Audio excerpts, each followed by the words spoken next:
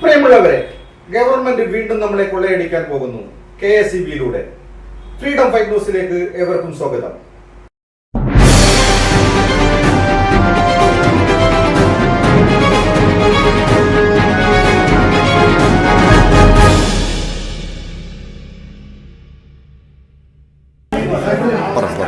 ഞാൻ മാങ്കാവ് നമ്മളാണ്.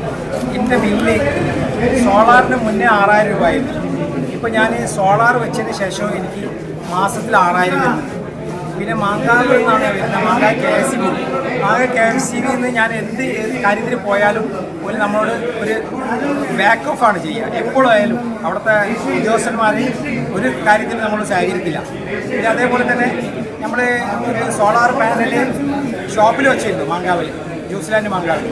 അതിനുശേഷം 10 കിലോ വാട്ടാണ് ഞാൻ വെച്ചത്. അന്ന് 19,000 രൂപ ബില്ല് വന്ന സമയത്ത് ഞാൻ സോളാർ അവിടെ വെച്ച സമയത്ത് ഇവർ വെറും യൂണിറ്റിന് ചെറിയ പൈസ നമുക്ക് തരുന്നത്, നമ്മൾ ഉണ്ടാക്കി കൊടുക്കുന്നത്. പിന്നെ നമുക്ക് മിനിമം ചാർജ് 1500 രൂപ വരുന്നത്. ഈ 1200 ഉള്ളത് പിന്നെ നമ്മളൊരു 6 മാസം അതേപോലെ 1500 വന്നു. പിന്നെ വരുന്നതും അതേപോലെ തന്നെ 8000 9000 മാസത്തിൽ 3 ഫേസ് കണക്ഷനാണ്. മാസത്തിൽ വരുന്നത് 8000 9000 രൂപയാണ് വന്നത്. അതിനുശേഷം ഞാൻ പ്രതികരിച്ചതിന് ശേഷം പറഞ്ഞു അത് അങ്ങനെ നമ്മൾ യൂസ് ചെയ്ത് കൂടുതലാണെന്ന് പറഞ്ഞിട്ട് പല ഓപ്ഷനും തന്നിട്ട് നമ്മൾ എന്ത് ചെയ്തു, ഷോപ്പെ പൂട്ടിച്ചു. മാങ്കാവിലെ ഷോപ്പ് കറണ്ട് ബില്ല് സഹിതമാണ് നമ്മൾ ഒഴിവാക്കേണ്ടത്. 19,000 രൂപ കറണ്ട് ബില്ല് മാസം.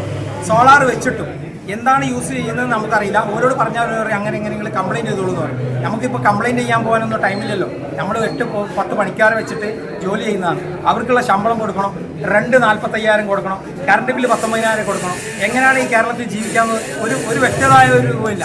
അത് ഞാൻ പറയുന്നത് ഇവിടെ ഭരണപക്ഷം ഇടതുവശം പോയിട്ട് കോൺഗ്രസ് വരണം, ഇടതുവശം പ്രതിപക്ഷത്ത് വരണമെന്നാണ് എൻ്റെ അഭിപ്രായം. എന്താ കാരണം വെച്ചാൽ രാഷ്ട്രീയം പറയല്ല, ഭരണപക്ഷത്തിന് നല്ല ഊർജ്ജമുള്ള പ്രതിപക്ഷമാണ്. പ്രതിപക്ഷം ഇവിടെ തീരെ ഇല്ല. അതെന്നെ പറയാനുള്ളത്. ഇത് ജനങ്ങളോടുള്ള ദ്രോഹമാണ്. എന്ത് സംഭവിച്ചാലും ഇവരെന്ത് പറയല്, അത് കറണ്ട് ബില്ല് നമ്മൾ കേന്ദ്രത്തിൽ നിന്ന് കിട്ടണം, അല്ലെങ്കിൽ തമിഴ്നാട്ടിൽ നിന്ന് വെള്ളം തരുന്നില്ല, ഈ കാര്യങ്ങൾ പറഞ്ഞിട്ട് ജനങ്ങളെ ബോധിപ്പിക്കാൻ. ഇതാ 2 മാസത്തെ കറണ്ട് ബില്ലാണ്, ബില്ല് സഹിതമാണ് ഇന്നലെ വന്ന ബില്ലാണ്. 2 മാസത്തെ കറണ്ട് ബില്ലാണ് എനിക്ക് വന്നത് 12,000 രൂപ. 3 കിലോ വാട്ട് സോളാർ ഉപയോഗിക്കുന്ന ഒരു കൺസ്യൂമറാണ് ഞാൻ. എന്നിട്ട് പോലും ഞാൻ എന്തിനെങ്കിലും പോയിട്ടുണ്ടെങ്കിൽ മാങ്കാവിലുള്ള ഉദ്യോഗസ്ഥന്മാർ എന്നോട് നല്ലവണ്ണം പ്രതികരിക്കുകയില്ല, സംസാരിക്കുകയില്ല. എന്താണ് എന്നോടുള്ള ദേഷ്യമെന്ന് അറിയില്ല. അപ്പോൾ ഞാൻ പറയുന്നത് എന്താ വെച്ചാൽ ഇതിന് നല്ല ശക്തമായ ഒരു പ്രക്ഷോഭം തന്നെ സംഘടിപ്പിക്കണം എന്നാണ് പറയുന്നത്. സാധാരണക്കാരൻ എങ്ങനെ ജീവിക്കും? സാധാരണക്കാരൻ ജീവിക്കാൻ പറ്റുമോ? 800 രൂപ 900 രൂപ ശമ്പളമുള്ളവന് എങ്ങനെ ജീവിക്കും? കൂലിപ്പണിക്കാരന് 6000 രൂപ 7000 രൂപ ബില്ല്. പിന്നെ അതുപോലെ പോരാതെ തന്നെ ഈ മാസം വന്ന അഡീഷണൽ ബില്ല്, ഡിപ്പോസിറ്റ്. എന്താണ് ഡിപ്പോസിറ്റ്? എനിക്കൊന്നും അറിയണം. ഡിപ്പോസിറ്റ് ഓൾറെഡി ഉള്ളതാണല്ലോ, ഇനി ഒരു ഡിപ്പോസിറ്റ്. പിന്നെ ഇവർ പറയുന്നത് കറണ്ട് കൊണ്ടുവരുന്നത് പെട്രോൾ അടിച്ചിട്ടാണ്. കറണ്ട് കൊണ്ടുവരുന്നത് പെട്രോൾ അടിച്ചിട്ടാണ്. Fuel charge, additional charge, fuel charge, ഇതൊക്കെ എവിടെ കൊണ്ടാണ് നമ്മൾ അവസാനിപ്പിക്കുക? നിങ്ങളെല്ലാവരും പറയും. പിന്നെ KSEB ഉദ്യോഗസ്ഥന്മാർക്ക് പെൻഷൻ, അതെങ്ങനെ പെൻഷൻ? സാധാരണക്കാരൻ്റെ നികുതി പണം എടുത്ത് പെൻഷൻ കൊടുത്തോട്ടെ, കൊടുക്കുന്നത് കുഴപ്പമില്ല. പക്ഷേ ഒരു നിശ്ചിത തുക കൊടുക്കണം എന്നാണ് എൻ്റെ അഭിപ്രായം. ഇത് നിങ്ങളെല്ലാവരും ഒരേ സ്വരത്തിൽ ശ്രദ്ധിച്ചാൽ മാത്രമേ ഈ കൊള്ള അവസാനിക്കാൻ പറ്റുള്ളൂ എന്നാണ് എളിയവനായ എൻ്റെ അഭിപ്രായം.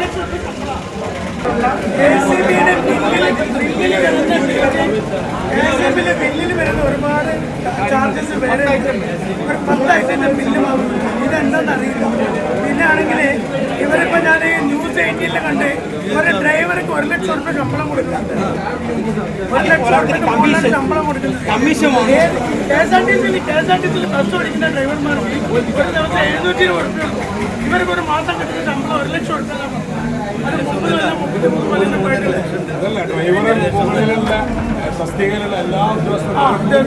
അപ്പൊ അത് മാത്രമല്ല, നമ്മള് വല്ല കാര്യത്തിനോ പോയാൽ നമ്മളെ അവഗണിക്കുന്ന പ്രശ്നമാണ് ഇവരുടെ. എപ്പോഴും അവഗണിക്കൽ. ഇത് AO വന്നില്ല, AOയുടെ ഡ്യൂട്ടി 10 മണിക്കാണ്.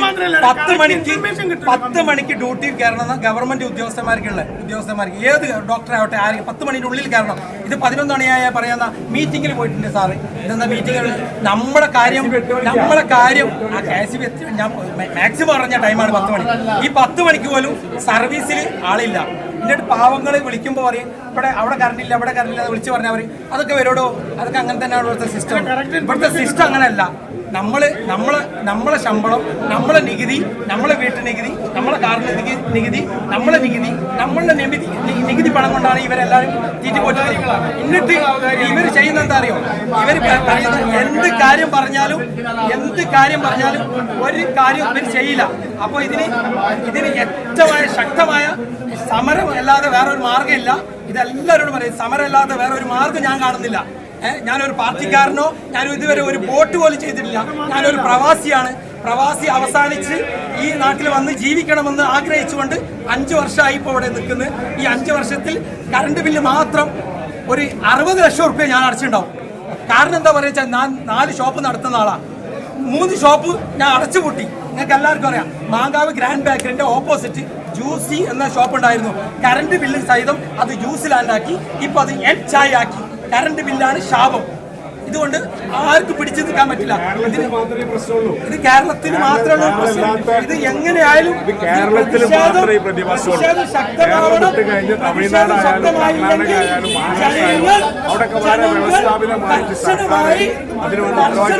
ജനങ്ങൾ റോഡിലിറങ്ങേണ്ടി വരും എന്ന് സർക്കാർ പ്രൈവറ്റ് കമ്പനിക്ക് സാധാരണക്കാരായ ശക്തമായ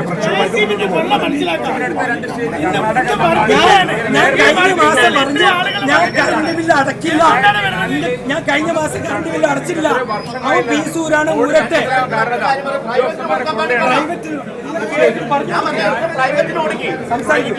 എല്ലാവരും സംസാരിക്കും. എല്ലാവരും വികാരങ്ങളും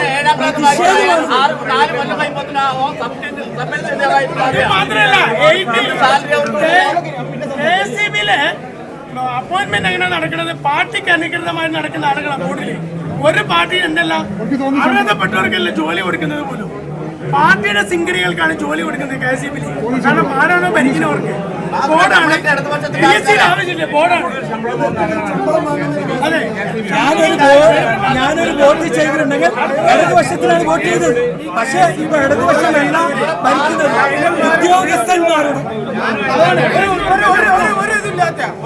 ഉദ്യോഗസ്ഥന്മാരുടെ ആളുകളാണ് ഈ ലക്ഷങ്ങൾ ശമ്പളം വാങ്ങുന്നത്. കുഴി കുത്താൻ വന്നിട്ട് അവരെ എലി വലിയ എലി പെരിച്ചായി മാതിരി ഒരു എഞ്ചിനീയറായിട്ട് 1.5 ലക്ഷം 2 ലക്ഷം ശമ്പളം വാങ്ങണം. ഈ ശമ്പളം എങ്ങനെ നമ്മുടെ കൺസ്യൂമർ വാങ്ങല്? അത് നിർത്തലാക്കും. ഇപ്പൊ കഴിഞ്ഞ മാസം കുറഞ്ഞ ചെലവില് കുറഞ്ഞ വൈദ്യുതി കിട്ടേണ്ടത് അത് ഈ ഇവരെ ഉത്തരവാദിത്തമില്ലായ്മ കൊണ്ട് നഷ്ടപ്പെട്ടു. അതിന് അവര് കയ്യിൽ ഇതൊന്ന് നഷ്ടപരിഹാരം ഈടാക്കണമെന്നാണ് നമുക്ക് ഒരു കൺസ്യൂമർ ഉദ്യോഗസ്ഥന്മാർ ചെയ്യാൻ സബ്സിഡി മുതൽ എല്ലാം ഉണ്ട്. ചെടികളെ ഏറ്റവും കൂടുതൽ വികാരമാകുന്ന കാഴ്ചകൾ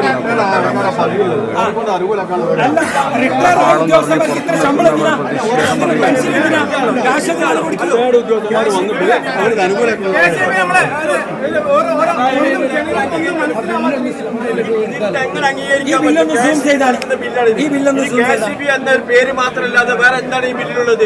ഇത്രയും ദുർബലമാണ് KCBയുടെ അവസ്ഥ. എന്തുകൊണ്ട് ഇത്തരം ബില്ല് സപ്ലൈ ചെയ്ത് 15ാമത്തെ ദിവസം ബില്ല് 20 ആയി മാറുകയാണ്. ബില്ല് ഒന്നുമില്ല. എന്താ കാണാനുള്ളത്? ഇത് ആർക്കും കാണാൻ പറ്റില്ല. ഇത്രയും മോശമാണ് KCBയുടെ നിലപാട്. ഈ നിലപാടിനെതിരെ മാത്രമല്ല 200 യൂണിറ്റ് നിശ്ചയിക്കുന്ന തുക 400 യൂണിറ്റ് വരെയുള്ള കറണ്ടിന് സപ്ലൈ ചെയ്യുമ്പോൾ അതുകൂടി അനുവദിക്കണമെന്ന് അഭ്യർത്ഥിക്കുകയാണ്. അത് മാത്രമല്ല മാസം റീഡിംഗ് എടുത്ത് ഉപഭോക്താക്കളെ പ്രയാസത്തെ ദൂരീകരിക്കണമെന്നും അഭ്യർത്ഥിച്ചുകൊള്ളുന്നു. അതായത് ഈ മിനിസ്ട്രി വന്നതിന് ശേഷം 7 പ്രാവശ്യം കറണ്ടിന്റെ ഫുൾ ചാർജ് കൂട്ടി, 7 പ്രാവശ്യം കൂട്ടി. ഇത്രയും കൊള്ളവരെ അവിടെയില്ല. ഈ ഇന്ത്യയിൽ വേറെ ഒരു സംസ്ഥാനത്തും ഇതേപോലെ കറണ്ടിന് പൈസ കൂട്ടിയില്ല. ഇവിടെ മാത്രം എന്താ അത്ര ഏറ്റവും കൂടുതൽ ലാഭത്തിന് ചെലവ് കുറഞ്ഞത് കറണ്ട് പ്രൊഡ്യൂസ് ചെയ്യുന്ന കേരളത്തിലാണ്. ഇവിടെയാണ് ഏറ്റവും കൂടുതൽ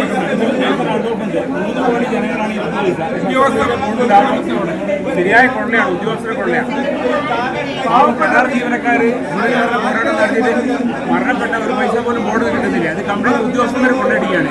പർച്ചേസിങ്ങിൽ കേബിളിനും മീറ്ററിനും അതേപോലെ ട്രാൻസ്ഫോമർ മെഡിക്കൽ സെക്ഷനിലൊക്കെ 2006 18ഓളം ട്രാൻസ്ഫോമർ വാങ്ങിയിട്ട് ഒരു ട്രാൻസ്ഫോമർ 3 ലക്ഷം വരെ ഉണ്ട്. വെറുതെ തുരുമ്പിട് നശിക്കരുത് കൊല്ലങ്ങളോടെ കിടന്നിട്ട് അവസാനം JCB കൊണ്ടിട്ട് സ്ക്രാപ്പ് വിലക്ക് കൊടുക്കരുത്. പർച്ചേസ് ചെയ്യാനുള്ള കമ്മീഷനാണ് ഈ ഏറ്റവും കൂടുതൽ ബോർഡ് നഷ്ടം വരാനുള്ള കാരണം. നേരെ മറിച്ച് ഞാൻ പറഞ്ഞല്ലോ, കരാർ ജീവനക്കാർ ജീവൻ മരണ പോരാട്ടം നടത്തിയിട്ട് അവർക്ക് വൈദ്യുത ഉപഭോക്താവിനെ പല രീതിയിലായി കരാർ ജീവനക്കാർ കിട്ടാതെ ജീവൻ മരണ പോരാട്ടം. വൈദ്യുത ഉപഭോക്താവിനെ പല രീതിയിലാണ് KSEB കൊള്ളയടിക്കുന്നത്. മാസാന്തരം റീഡിംഗ് എടുക്കണം, അല്ലാത്ത പക്ഷം ഉപഭോക്താവ് സ്ലാബിന് മാറ്റം വന്നു.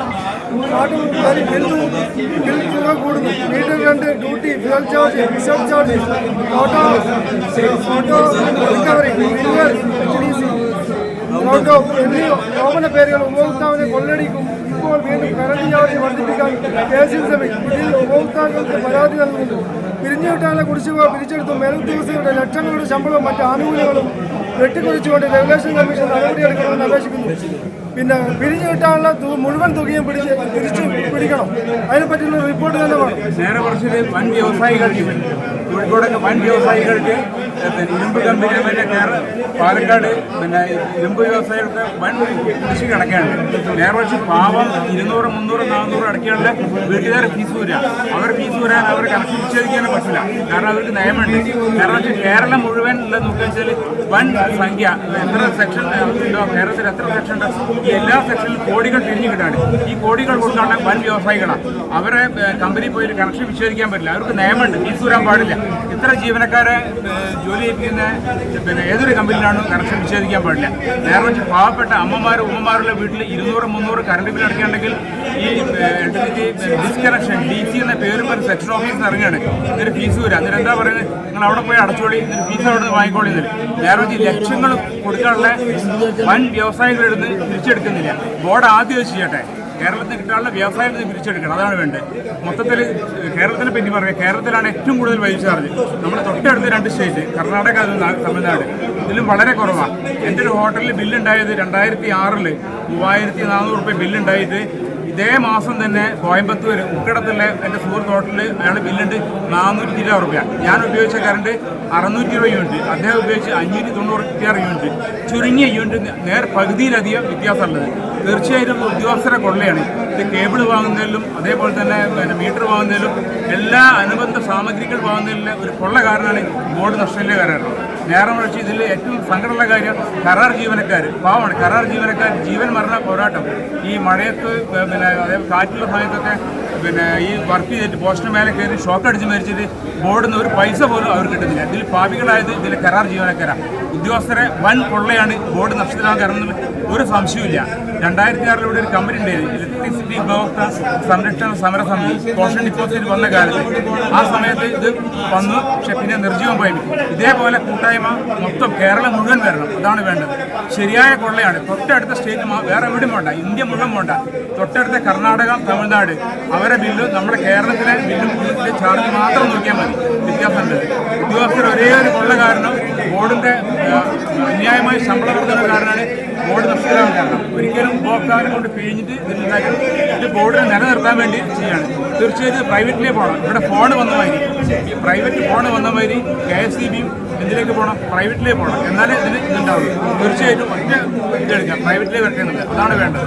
എന്നാലേ ബോർഡ് നഷ്ടം ഒരേ ഒരു കാരണത്താണ്, സംശയം. നമ്മൾ ആദ്യം ഈ ബില്ലിംഗ് എവരി മന്തായിരിക്കും, ഓരോരോ മാസമായിരിക്കും. ഒരു മാസമാണെങ്കിൽ അതിന്റെ ടാരിഫ് അത്രയും കൂടില്ല. 2 മാസത്തെ വരുമ്പോൾ ടാരിഫ് മാറുകയാണ്, ആ റേറ്റ് മാറുകയാണ്. അതിനൊരു കൊള്ളയാണ്. ഇതൊരു വളരെയധികം കൊള്ളടിക്കുന്ന പരിപാടിയാണ്. പിന്നെ ഗവൺമെന്റ് എത്രമാത്രം ഗവൺമെന്റിന്റെ കുടിശ്ശികയുണ്ട്, അത് ഗവൺമെന്റ് നികത്തിട്ടാദ്യം. ജനങ്ങളെ തെരഞ്ഞെടുത്ത് ഗവൺമെന്റ് അത് നികത്തട്ടെ. നികത്തി കഴിഞ്ഞാൽ ഇലക്ട്രിസിറ്റി ബോർഡിന്റെ എല്ലാവിധ അതുപോലെ വലിയ വലിയ കമ്പനികളുടെ കുടിശ്ശിക അതെല്ലാം പിരിച്ചെടുത്താൽ തന്നെ ഈ ഇവരുടെ പ്രയാസങ്ങൾ തീരും. ഇതിന്റെ ഇലക്ട്രിസിറ്റി ബോർഡിന്റെ എല്ലാ നഷ്ടങ്ങളും തീരുന്നതായിരിക്കും. അതുകൊണ്ട് ജനങ്ങളുടെ മെയിൻ ആവശ്യം മാസം മാക്കണം ബില്ല്. ടാരിഫിന്റെ ചേഞ്ച് ഇല്ലാതിരിക്കും. തീർച്ചയായിട്ടും മാസം സപ്ലൈ ചെയ്യുന്ന ബില്ലാണെങ്കിൽ ഉപഭോക്താക്കൾക്ക് ഒരുപാട് സമാധാനവും പ്രയാസങ്ങളും കുറയും. കാരണം ഈ 2 മാസത്തേക്ക് വെക്കുമ്പോൾ യൂണിറ്റ് ഉപയോഗം കൂടുന്നതിനനുസരിച്ച് ചാർജ് കൂടുകയാണ്. കറണ്ടിൻ്റെ ചാർജ് കൂടുമ്പോൾ സ്ലാബിന് മാറ്റം വരുമ്പോൾ നമ്മുടെ ബില്ലിന് ഭാരം വരികയാണ്. അപ്പോൾ അതിനനുസരിച്ച് സെയിൽ ടാക്സ്, മറ്റേ ടാക്സ്, ആ ചാർജ്, ഈ ചാർജ്, പിന്നെ വേറെ എന്തൊക്കെയോ വെച്ച് പാസ്സാക്കി. ഇവിടെ മേൽപ്പറഞ്ഞമാതിരി തന്നെ ഇവിടെ തമിഴ്നാട്, കർണാടകയിലെല്ലാം വളരെ കുറവാണ്. ഇവിടെ നമ്മളെ കേരളത്തിലാണ് വെള്ളത്തിൻ്റെ ലഭ്യത കൂടുതൽ, കറണ്ടിൻ്റെ സൗകര്യങ്ങളെല്ലാം. ഇപ്പോൾ ഉദാഹരണത്തിന് ഞാനൊരു സോളാർ വെച്ചൊരു വ്യക്തിയാണ്. ഞാൻ 5 ലക്ഷം റുപ്യ മുടക്കി വീട്ടിൽ സോളാർ വെച്ചിട്ട് എനിക്കിപ്പോൾ 2.5 റുപ്യാണ് അവർ തരിക. എന്നിട്ട് എന്നോട് തന്നെ 7-8 രൂപ എന്നോട് ഇല്ല, പൈസ കിട്ടുന്നില്ല. എന്നോട് 7-8 രൂപ എന്നോട് ചാർജ് ചെയ്തിട്ട് ഞാൻ 4000, 5000, 10000 അങ്ങോട്ട് അടച്ചിട്ട് വ്യക്തിയാണ്, ഒരു വീടിൻ്റെയാണ്. അപ്പോൾ അവർ വന്നിട്ട് അങ്ങോട്ടേക്ക് എടുക്കുക, നമ്മളെ കറണ്ട് 2.5 രൂപ. അവരിതൊരു 7-8 രൂപ വെച്ച് ചാർജ് ചെയ്തിട്ട് ഇല്ല, നമുക്ക് കയ്യിൽ പൈസ കിട്ടുന്നില്ല. നമ്മളോട് ഇതിപ്പോൾ 2-3 കൊല്ലമായി എന്നുവെച്ചാൽ നമ്മൾ കറണ്ട് അങ്ങോട്ട് കൊടുത്തു, അവർ പിന്നെ അവരെ റീഡിങ്ങിൽ കയറിയിട്ട് അവരിങ്ങോട്ട് തരിക. നമ്മളോട് വാങ്ങുന്നതിന് കണക്കുണ്ട്, നമ്മളോട് വാങ്ങുന്നതിന് 2.50 അപ്പോൾ അവർ ചെയ്യുന്നത് ഇങ്ങോട്ട് 8 രൂപ 7 രൂപ എന്ന് പറഞ്ഞിട്ടാണ് ഈടാക്കുന്നത്. അപ്പോൾ നമ്മൾ പൈസ അടയ്ക്കേണ്ട ഗതികേട് വരികയാണ്. അപ്പോൾ ഇവർക്ക് ശമ്പളം കാര്യങ്ങളൊക്കെ എന്ന് പറഞ്ഞാൽ എവിടെയാണ് ഇപ്പോൾ ആൾക്കാർ മടിയന്മാരായി മാറും. 10ാം ക്ലാസ് തോറ്റാലേ ഉദ്യോഗം കൊടുക്കുള്ളൂ. പിന്നെ ആളെങ്ങനെ നന്നാവുക, ജനങ്ങളെങ്ങനെ നന്നാവുക? ഉയർന്ന ശമ്പളം ഇവിടെ എവിടെ ഇല്ലാത്തൊരു ശമ്പളമാണ്.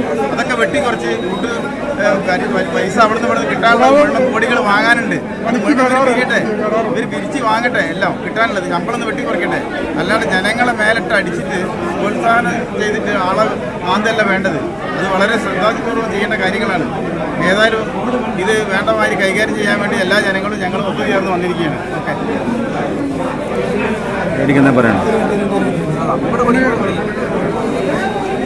ഇന്നത്തെ ഈ പരിപാടിയിൽ മുഖ്യധാര പറയാൻ ഒറ്റ കാര്യമുള്ളൂ. ഇത് എല്ലാ വർഷവും ജൂലൈ ഓഗസ്റ്റ് മാസങ്ങളിൽ ഈ അഡ്വാൻസ് പേയ്മെൻറ്റ് എന്ന് പറഞ്ഞ് വാങ്ങുന്ന തുക സർക്കാർ ജീവനക്കാർക്ക് ബോണസ് കൊടുക്കാൻ വേണ്ടിയിട്ടുള്ള തട്ടിപ്പാണെന്ന് മാത്രമേ പറയാനുള്ളൂ. കാരണം എനിക്ക് സാധാരണഗതിയിൽ 2000-2200 രൂപ ബില്ല് വരുന്ന എനിക്ക് 7400 രൂപയുടെ ബില്ല് വന്നപ്പോൾ ഞാൻ KSEB പോയി നേരിട്ട് അന്വേഷിച്ചപ്പോൾ എന്നോട് പറഞ്ഞത്, നിങ്ങളുടെ ഒരു വർഷത്തെ ശരാശരി ബില്ലിൻ്റെ ഇത്ര ശതമാനം, അത് 2500 രൂപയുടെ ഇത്ര ശതമാനം 11 മാസത്തെ കണക്കാക്കിയിട്ട് അതിൻ്റെ അടിസ്ഥാനത്തിലാണ് നിങ്ങൾക്ക് ഇപ്പോൾ 7000 രൂപയുടെ ബില്ല് വന്നതെന്ന് പറയും. ഞാൻ ഒരു കാര്യം മാത്രമേ എനിക്ക് ചോദിക്കാനുള്ളൂ. കോടിക്കണക്കിന് രൂപ കൊടുക്കാനുള്ള പിന്നെ കോഴിക്കോട്ട് അങ്ങാടിയിലുള്ള പ്രമുഖ വ്യവസായ സ്ഥാപനങ്ങൾ, ആശുപത്രികൾ, അവർക്കൊക്കെ എന്തിനുകൾ കെടുക്കൾ കൊടുക്കണം? 350-400 സാധാരണക്കാരനിക്ക് ബില്ല് വരുന്ന അവൻ്റെ പിറ്റേന്ന് രാവിലെ തന്നെ വന്നിട്ട് ആ ഫീസ് ഊരിക്കൊണ്ടുള്ള പ്രവണത എന്തുകൊണ്ട് അവസാനിപ്പിക്കുന്നില്ല? അവർക്ക് കെടുക്കള. എത്ര ടൂറിസ്റ്റ് ഹോമുകളുണ്ട് ഞാൻ എണ്ണി പറയണോ? എത്ര ഹോസ്പിറ്റലുകളുണ്ട്? കോടിക്കണക്കിന് ഉറുപ്പികൾ കിട്ടാനുണ്ട്. അവർക്ക് മാത്രം തവണ വ്യവസ്ഥ. സാധാരണക്കാരനിക്ക് കൊടുക്കണതോ ഓൻ്റെ ഫീസ് ഊരിക്കൊണ്ടവര്. ഇത് രണ്ടത്തപ്പല്ലത്. ഏത് ഭരണം വന്നു കഴിഞ്ഞാലും ഈ ഒരു അവസ്ഥക്ക് മാറ്റം വരണ്ടേ? KSEBയിലെ എഞ്ചിനീയറാണ് പറയുന്നത് എല്ലാ വർഷവും നിങ്ങൾ ആദ്യമായിട്ടാണ് സംഭവം ചോദിച്ചത്. ജൂലൈ ആഗസ്റ്റ് മാസങ്ങളിൽ സാധാരണക്കാരനിക്ക് ബില്ലിന് വരുന്ന ബില്ല് ഇത് ബോണസിന് വേണ്ടിയിട്ട് മാത്രം എടുക്കുന്ന പൈസ. ഇതിനെതിരായി ജനശബ്ദം വരും. ഏതറ്റം വരെ പോകുന്നത് ഞാൻ ചോദിക്കട്ടെ, എന്തുകൊണ്ട് ഇവിടെ മാസം ബില്ല് വരുന്നില്ല? ഇവിടെ ആയിരിക്കും 2 മാസത്തിന് ബില്ലാണ് ആവശ്യം. ഈ ഇന്ത്യൻ താരിഫ് മാറ്റുന്നത് 150-125 യൂണിറ്റ് ഉപയോഗിക്കുന്ന ആളുകൾക്ക് 2 മാസം കൂടുമ്പോൾ എന്തിനാ 300 യൂണിറ്റ് ആക്കേണ്ട കാര്യം എന്താണ്? ഈ താരിഫ് ആയിരിക്കും വേണ്ടിയിട്ടാണ് മാറ്റുന്നത്? എന്തിനു വേണ്ടിയിട്ടാണ് മാറ്റുന്നത്? അതിനൊരു ആവശ്യമുണ്ട്. ഇവിടെ മാസം ബില്ല് വന്നാൽ ജനങ്ങൾ അടയ്ക്കൂലേ? കേരളത്തിലെ മാസം അപ്പോൾ ഉദ്യോഗസ്ഥന്മാർക്ക് ജോലി കുറയ്ക്കാൻ വേണ്ടിയിട്ട്, മറ്റുള്ളവൻ്റെ പോക്കറ്റ് പിടിച്ചു പറിക്കാൻ വേണ്ടിയിട്ട് ഈ ഒരു തമ്മാടിത്തരം നല്ലത് വേറെ എന്തെങ്കിലും പറയാം. നാഷണൽ ഹ്യൂമൻ റൈറ്റ് പ്രൊട്ടക്ഷൻസ് സംസ്ഥാന മനുഷ്യാവകാശ കമ്മീഷൻ്റെ റെപ്രസെൻറ്റേറ്റീവായിട്ട് വരികയാണ്. നമ്മൾ ഈ താരിഫ് ഉയർത്തുന്ന കാര്യത്തിൽ ജനങ്ങളുടെ പ്രതിഷേധം അറിയിക്കാൻ വേണ്ടിയിട്ടാണ് നമ്മളിവിടെ എത്തിയിരിക്കുന്നത്. താരിഫ് എന്ന് പറയുമ്പോൾ ഒരു യൂണിറ്റിന് ചാർജ് ചെയ്യുന്ന പൈസ, ഒരു പൈസയുണ്ട്. ആ പൈസ എന്ന് പറയുന്നത് ഒരു നിശ്ചിത എമൗണ്ട് കാണിച്ചിട്ട് അതിനുശേഷം അതിന് cess, additional cess, tax, fixed deposit, മറ്റ് ഡെപ്പോസിറ്റ് എന്ന് പറഞ്ഞിട്ട് അന്യായമായ പിടിച്ചുപറിയാണ് ഇപ്പോൾ നടക്കുന്നത്. അതിന് പകരം KSEB ചെയ്യേണ്ടത് ഒരു യൂണിറ്റിന് ചാർജ് എത്രയാണെന്ന് വെച്ചാൽ അത് ജനങ്ങളുടെ അടുത്ത് നിന്ന് നേരിട്ട് വാങ്ങാം. അതിന് മുകളിൽ അന്യായമായിട്ട് ഇല്ലാത്ത ഫ്യൂവൽ ചാർജ് എന്നൊക്കെ പറഞ്ഞിട്ട് വാങ്ങേണ്ട കാര്യമില്ല. അത്തരം പരിപാടികൾ ഒഴിവാക്കിയിട്ട് സുതാര്യമായിട്ടുള്ള രീതിയിൽ ജനങ്ങളെ വഞ്ചിക്കാത്ത വിധത്തിൽ ഒരു യൂണിറ്റിന് ഇത്ര ക്യാഷ് എന്ന് പറഞ്ഞിട്ട് മാത്രം വാങ്ങുകയും അതുപോലെ തന്നെ മറ്റ് സ്ഥലങ്ങളിൽ നമുക്ക് മറ്റ് സ്റ്റേറ്റുകൾ എടുക്കാം. ഡൽഹി ആയിക്കോട്ടെ, അതുപോലെ മുംബൈ ആയിക്കോട്ടെ, മഹാനഗരങ്ങളിൽ പ്രൈവറ്റ് കമ്പനികൾ അവിടെ സപ്ലൈ ചെയ്യുന്നുണ്ട്. പ്രൈവറ്റ് കമ്പനികളിൽ സംസ്ഥാനത്തിൻ്റെ അല്ലെങ്കിൽ രാജ്യത്തിൻ്റെ ജനങ്ങളുടെ നികുതിപ്പണത്തിൽ നിന്ന് ഒരു പൈസ എടുക്കാണ്ടാണ് അവർ സ്വന്തമായിട്ട് കറണ്ട് ഉൽപ്പാദിപ്പിക്കുകയും വിതരണം ചെയ്യുകയും ചെയ്യുന്നത്. ആ വിതരണം ചെയ്യുന്ന കറണ്ടിന് കേരളത്തിൻ്റെ പകുതി പൈസ മാത്രം വരുന്ന രീതിയിലാണ്. തന്നെയല്ല, ഇവിടെ സ്ലാബ്, അന്യായമായ സ്ലാബാണ് ഇവിടെ ചെയ്യുന്നത്. സ്ലാബ് എന്ന് പറയുമ്പോൾ കുറച്ച് ഉപയോഗിക്കുന്നതിന് കുറച്ച് പൈസ. നമ്മൾ അൾട്ടിമേറ്റ്ലി കൺസ്യൂമേഴ്സാണ്. ഈ കൺസ്യൂമേഴ്സ് എന്ന് പറഞ്ഞാൽ കുറച്ച് കൂടുതൽ ഒരു കറണ്ട് ഉത്പാദിപ്പിച്ച് അത് വാങ്ങുന്നവന് KSEBക്ക് ലാഭമാണ് ഉണ്ടാകുന്നത്. കറണ്ട് കൂടുതൽ വാങ്ങുമ്പോൾ അതിന് കൂടുതൽ പൈസ ഈടാക്കുക എന്ന് പറഞ്ഞാൽ ലോകത്തില്ലാത്ത ഒരു സംവിധാനമാണ്.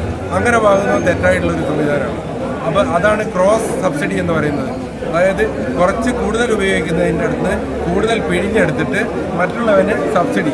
ഈ സബ്സിഡി എന്ന് പറയുന്നത് വേറൊന്നുമല്ല, ഇവിടുത്തെ ഈ സിസ്റ്റം നിലനിൽക്കാൻ വേണ്ടി ഉള്ള ദൂർത്ത്, ആ ദൂരത്തിന് വേണ്ടി ചെലവാക്കുന്നതാണ് ഈ കൂടുതലായി ഈടാക്കുന്ന പൈസ. അതുകൊണ്ട് ഇത് അന്യായമാണ്, മനുഷ്യാവകാശ ധ്വംസനമാണ് എന്നുള്ള കാര്യം പറയാൻ വേണ്ടിയിട്ടാണ് ഞങ്ങളോട്. രണ്ട് വാക്ക് പറയണ്ടോ? രണ്ട് വാക്ക്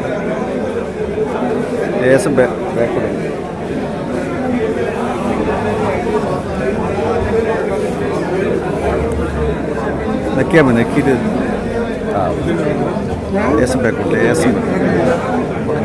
ആം ആദ്മി പാർട്ടിയുടെ ജില്ലാ പ്രസിഡന്റാണ്.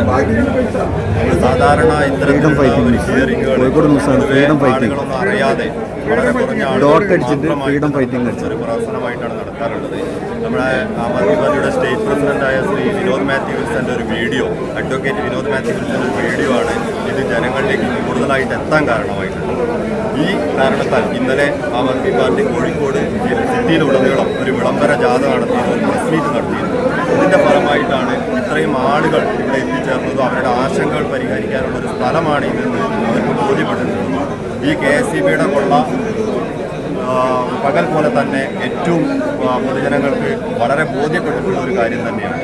ഇതിനകത്ത് ആം ആദ്മി പാർട്ടി ആവശ്യപ്പെടുന്നത് ഇപ്പോൾ കാസർഗോഡ്, കണ്ണൂർ, വയനാട്, കോഴിക്കോട് ജില്ലകൾക്ക് വേണ്ടിയിട്ടാണ് ഈ കോഴിക്കോട് ജില്ലയിൽ ഈ ഒരു പബ്ലിക് ഹിയറിംഗ് വെച്ചിട്ടുള്ളത്. പക്ഷേ ഈ കാസർഗോഡ് നിന്ന് ഒരാൾക്ക് പോലും ഇവിടെ എത്തിയിട്ട് ഇവരുടെ ആ സങ്കടങ്ങൾ ബോധിപ്പിക്കാൻ സാധ്യമല്ലാതല്ല. അപ്പോൾ നമ്മൾ ആവശ്യപ്പെടുന്നത് എല്ലാ ജില്ലകളിലും ഇതുപോലെയുള്ള പബ്ലിക് ഹിയറിങ്ങുകൾ നടത്താൻ കമ്മീഷൻ തയ്യാറാവണം. ഒപ്പം തന്നെ ഈ 116ഓളം പേജുള്ള KSEBയുടെ പ്രപ്പോസൽ എന്ന് പറയുന്ന സമയം കംപ്ലീറ്റ്ലി അവരുടെ ടെക്നിക്കൽ ലാംഗ്വേജിൽ ഇംഗ്ലീഷിലാണ്.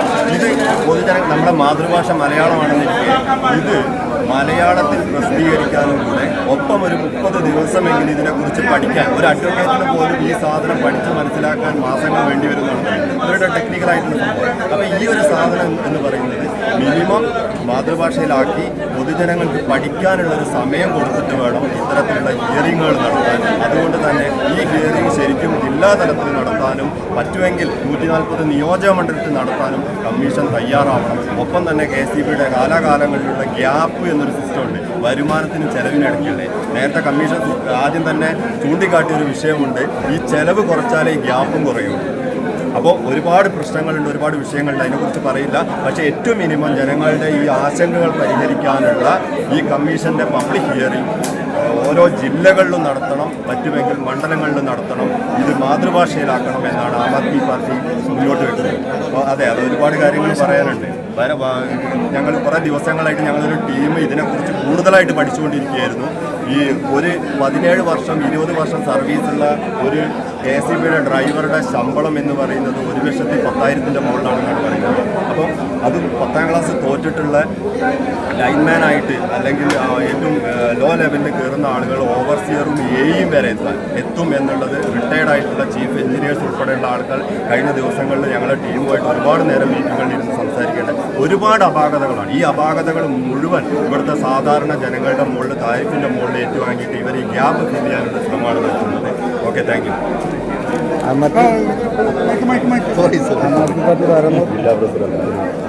നമ്മുടെ ആ ഒരു അഡ്വക്കേറ്റ് വിനോദ് മാത്യു വിൽസൺ എന്ന് പറയുന്ന ഒരാളെ വീഡിയോ ആണ് വൈറലായിട്ടുണ്ടായിരുന്നത്. അത് അദ്ദേഹം ആം ആദ്മി പാർട്ടിയുടെ സംസ്ഥാന പ്രസിഡന്റാണ്. ഓക്കെ, നിങ്ങൾ ഏതായിരുന്നു? ഫ്രീഡം ഫൈറ്റിംഗ് ന്യൂസ് ആണ് കോഴിക്കോട് ജില്ല. നമ്പർ ഫ്രീഡം ഫൈറ്റിംഗ് ന്യൂസ് ഞങ്ങൾ കൊടുത്തിരുന്നു. ഞാൻ വാർത്ത കൊടുത്തിരുന്നത് ഇന്ന് വീടുകളിലെ കാര്യം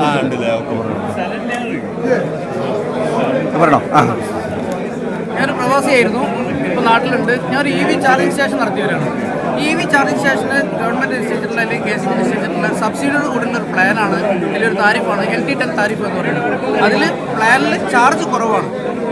മറ്റുള്ള താരിഫിനെ അപേക്ഷിച്ച് നമുക്ക് 5.50 ചാർജ് വരുന്നുള്ളൂ. പക്ഷേ അതിൻ്റെ പൈസ ഫിക്സഡ് ചാർജ് എന്ന് പറഞ്ഞ് ഒരു മാസത്തേക്ക് 1 കിലോ വാട്ടിന് 100 രൂപ തോതിലാണ് അവർ ചാർജ് ചെയ്യുന്നത്. അപ്പോൾ ഇവിടെ കിട്ടുന്ന EV ചാർജിങ് സ്റ്റേഷൻ പാവപ്പെട്ട ഓട്ടോറിക്ഷ ഡ്രൈവർമാർ, സ്കൂട്ടർ യാത്രക്കാർ ചാർജ് ചെയ്യുന്ന ഈ പൈസ താരിഫ് കുറവ് എന്ന് പറഞ്ഞുകൊണ്ട് ഫിക്സഡ് ചാർജിലേക്ക് മാറ്റി മറ്റൊരു പേര് പറഞ്ഞുകൊണ്ട് അത് പിടിച്ചെടുക്കുന്ന ഒരവസ്ഥയാണ്. ഞാൻ ദുബായിലായിരുന്നു. ദുബായിലൊക്കെ ഇലക്ട്രിക് വെഹിക്കിളിന് എല്ലാ സബ്സിഡിയും കൊടുത്ത് എല്ലാ പാർക്കിംഗ് സൗകര്യവും സാലിക്കൊക്കെ ഒഴിവാക്കി കൊടുത്തുകൊണ്ട് ഓരോ ഗവൺമെൻറ് സംരക്ഷിക്കുമ്പോൾ ഇവിടെ ഇലക്ട്രിക് വെഹിക്കിൾ ഉപയോഗിക്കുന്നവരെ ഒരു വിധത്തിൽ പറഞ്ഞാൽ ചവിട്ടി താഴ്ത്താണ് ചെയ്യുന്നത്. ഈ വലിയ ഭീമമായ തുക കൂട്ടുമ്പോൾ ചാർജിങ് സ്റ്റേഷനുകൾ കൂട്ടാൻ തയ്യാറാവണം. അങ്ങനെ തയ്യാറാവുമ്പോൾ പാവപ്പെട്ട ഓട്ടോറിക്ഷ ഡ്രൈവർമാർക്കും ഇലക്ട്രിക് വെഹിക്കിൾ ഉപയോഗിക്കുന്ന ആളുകൾക്കും ഇതൊരു നഷ്ടമായി തീരുമെന്നുള്ള പറയുന്നത്. ഇനിയും ഇത് കൂട്ടാൻ തുടങ്ങി കഴിഞ്ഞാൽ ഇലക്ട്രിക് വെഹിക്കിൾ നിരത്തിൽ ഇറങ്ങാത്ത ഒരു സിറ്റുവേഷൻ വന്നു വരും. 92008881 നിങ്ങൾക്ക് എന്തെല്ലാം വെച്ചാൽ മതി. ഞാൻ വാർത്ത പറയാം. ട്രഫീഖ് ഇലക്ട്രിക് വെഹിക്കിൾ ചാർജിങ് സ്റ്റേഷനെ ചാർജും കുറിച്ചല്ലോ. ചാർജിങ് സ്റ്റേഷനാണ് ഞാൻ നടത്തുന്നത്. അത് ഒരു വിധത്തിൽ ഒരു സബ്സിഡി തന്നിട്ട് മറ്റൊരു ഞാൻ കേട്ട് എഴുതിയെടുത്തതിന് ശേഷം വാർത്ത പറയും. വലിയൊരു നമ്പറായി പറ്റും. ഒരിക്കലും ഫിക്സഡ് ചാർജ് ഇനത്തിൽ നമ്മൾ വീട്ടിലൊരു വാട്ടർ കണക്ഷൻ എടുത്താൽ നമ്മൾ വെള്ളം എത്ര ലിറ്റർ ഉപയോഗിച്ചാൽ അതിന് ആനുപാതികമായിട്ട് വാട്ടർ ചാർജ് വർദ്ധിക്കുക എന്നല്ലാതെ ഫിക്സഡ് ചാർജ് വർദ്ധിക്കുന്നില്ല. ഫിക്സഡ് നമ്മളൊരു വീട്ടിൽ ഒരു പിന്നെ AC ഫിറ്റ് ചെയ്താൽ, പുതിയ AC ഫിറ്റ് ചെയ്താൽ നമ്മളെ നിലവിൽ കണക്റ്റിനോട് കൊടുത്തതിലും കൂടുതൽ ലോഡായെങ്കിൽ അത് നമ്മൾ ഫിക്സഡ് ചാർജ് ഇനത്തിൽ വീണ്ടും അമിതമായ തുക ഈടാക്കി അത് നമ്മൾ പേപ്പർ കൊടുക്കാത്ത കണ്ടീഷനാണെങ്കിൽ വീട് കയറി സെർച്ച് ചെയ്ത് APTS എന്ന ഒരു വിഭാഗം സ്കോഡ് കയറിയിട്ട് അത് സെർച്ച് ചെയ്തിട്ട് അതിന് ഭയങ്കര ഫൈൻ ഈടാക്കുന്ന ഒരു സംഭവം. അതൊക്കെ ശരിക്കും ഒരു പകൽക്കൊള്ളയാണ്. കാരണം ഈ കഴിഞ്ഞ ഈ പല സ്ഥലങ്ങളിലും APTS കയറിയിട്ട് അവർ ഉപയോഗിക്കുന്ന തുകയ്ക്ക് നമ്മൾ പൈസ അടയ്ക്കുന്നുണ്ട്. എന്നാൽ അമിത ചാർജ്, ഫിക്സഡ് ചാർജ് എന്ന നിലത്തിൽ അമിതമായിട്ടുള്ള, അതുപോലെ തന്നെ ഈ ഇലക്ട്രിസിറ്റി നമുക്ക് വേനൽക്കാലങ്ങളിൽ വലിയ തുകക്കാണ് നൽകുന്നത്. എന്നാൽ അത് മഴക്കാലത്ത് വളരെ ചുരുങ്ങിയ നിലയിൽ ഉണ്ടാക്കാൻ കഴിയുന്ന, വൈദ്യുതി ഉണ്ടാക്കാൻ കഴിയുന്ന അവസരങ്ങൾ പോലും ആ തുക ഒരു കുറയ്ക്കുന്നില്ല. ഏതൊരു മാർക്കറ്റിലും ഒരു വസ്തുവിന് കൂടുതലായി ലഭിക്കുകയാണെങ്കിൽ അതിന് അമിതമായിട്ട് സാധനങ്ങൾ പിന്നെ പൈസ കൂട്ടാൻ കഴിയില്ല. അപ്പം കുറഞ്ഞ സംഖ്യയിൽ ഉൽപ്പാദിപ്പിക്കാൻ കഴിയുന്ന സമയത്ത് പോലും നമ്മളിൽ നിന്ന് അമിതമായ തുക ഈടാക്കുന്ന ഒരു സംവിധാനം ഇലക്ട്രിസിറ്റി ബോർഡിനുണ്ട്. അതിനെതിരെ മാത്രമാണ് ഞാൻ പറഞ്ഞു. ഞാൻ ഇലക്ട്രിക് ഓട്ടോ ഓടിക്കുന്നത് തൊഴിലാളിയാണ്. 35 കൊല്ലം ഞാൻ ഡീസൽ വണ്ടിയിൽ ഓടുമ്പോൾ എല്ലാ ബുദ്ധിമുട്ടല്ല ഇപ്പോൾ ഞാൻ സഹിക്കുന്നത്. കാരണം ഒരു ഓർഡർ ഞാൻ പോയിട്ടുണ്ടെങ്കിൽ പെട്ടെന്ന് ചാർജ് മോട്ടർ ഇല്ലാത്ത കാരണം അവിടുന്ന് വേറൊരു വണ്ടി വിളിച്ചിട്ട് കെട്ടി വലിച്ചു കൊണ്ടുവരേണ്ട ഗതികളാണ് എനിക്കിപ്പോൾ വരുന്നത്. അതിൻ്റെ അധികാരികൾ കുറച്ച് ചാർജ് മോട്ടറെങ്കിലും തരാൻ അഭ്യർത്ഥിക്കുകയാണ്. അവയ്ക്കളെ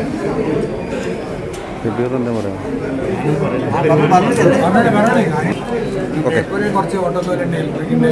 ഞങ്ങൾ അവിടെ ചാർജിങ് മോഡ് എന്ന സെക്ഷൻ 2 ഭാഗം മാത്രം ഒരു BC റോഡ്. അതിലാണെങ്കിൽ ഒരുപാട് തൊഴിലാളികൾ നിൽക്കുന്നുണ്ട്. വീട്ടിൽ വണ്ടി കയറാത്ത ഒരുപാട് ആൾക്കാരുണ്ട്. ഞങ്ങൾക്ക് അവിടെ മേൽക്കൂർ സെക്ഷനിൽ ഞങ്ങൾ അപേക്ഷ കൊടുത്തിട്ട് ഒരു പരിഹാരം ഇതുവരെ കാണുന്നില്ല. കമ്മീഷന് മുന്നാലെ പരാതി കൊടുക്കാതിട്ടാണ് വന്നത്. ഒരുപാട് ജനങ്ങൾ ഞങ്ങളെക്കാട്ടി വലിയ പരാതിയായിട്ടാണ് വന്നത്. ഇവർക്ക് എന്താ ചെയ്യാമെന്ന് അറിയില്ല. ഞങ്ങൾ ഓട്ടോറിക്ഷ എത്ര ലക്ഷം രൂപ വാങ്ങിയിട്ട് ഓടാണ്ട് കിടക്കുന്നത് ഞങ്ങൾക്ക് ഭയങ്കര സങ്കടമാണ്. സർക്കാരിൻ്റെ സബ്സിഡി ഉണ്ടെന്ന് അത് കിട്ടുന്നില്ല. അതിപ്പോൾ ഒരു കൊല്ലം കഴിഞ്ഞൊരു 2 കൊല്ലം കഴിഞ്ഞൊരു 6 മാസമായാലും ഇതുവരെ ആ സബ്സിഡി വരെ ഞങ്ങൾക്ക് കിട്ടുന്നില്ല. ലോണ് കറക്റ്റ് അടയ്ക്കുന്നുണ്ട്. ഞങ്ങളുടെ കാര്യത്തിൽ എന്തെങ്കിലും പരിഹാരം സർക്കാരിൻ്റെ ഉദ്യോഗസ്ഥന്മാരെ കാണുകയാണെങ്കിൽ വലിയ ഉപകാരം. ഞങ്ങൾ ഒരുപാട് ആൾക്കാർ ആത്മഹത്യ വട്ടത്താണ്. ഈ ഇലക്ട്രിക് ഓട്ടോ കറണ്ടിൻ്റെ ബില്ല് കറക്റ്റ് മാസം വരുന്നുണ്ട്. വീട്ടിൽ എങ്ങനെയെങ്കിലുമൊക്കെ കുത്താൻ ചേർത്താൽ അത് കറക്റ്റ് വരുന്നുണ്ട്. പുറത്താണ് ഞങ്ങൾ കുത്താൻ പോയാൽ വണ്ടികളെ കൊണ്ട് ഒരുപാട് വണ്ടികളാണ് നിർത്തിയിട്ടുണ്ട്. പിന്നെ റോഡിൻ്റെ നടുക്കിലൊക്കെ നിർത്തി അതിൻ്റെ ട്രാഫിക്കിൻ്റെ വക വേറെ പിഴയുണ്ട്. രാത്രി കുത്തിയിടുമ്പോൾ ഈ ചാർജിൻ്റെ സാധനം കള്ളന്മാർ കട്ടുകൊണ്ടുവന്നൊരു പേടിയുണ്ട്.